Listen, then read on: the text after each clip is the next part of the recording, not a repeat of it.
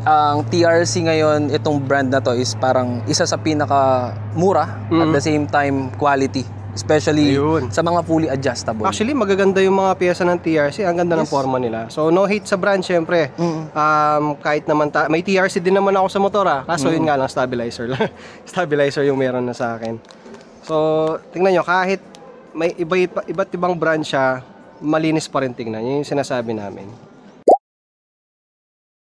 Ayan. Tapos sa makina naman tayo, boss, syempre. Ano ba ang laman ng makina nito? Ang block ko is 63. 63 mm? Actually, ito yung natawag nilang basic set. Or kung starting ka ng magkarga, o gusto mo mag-bore up, ito yung basic set nila. Stock head, wala kang gagalawin, pinalish lang namin yan, galing ng RR Tune.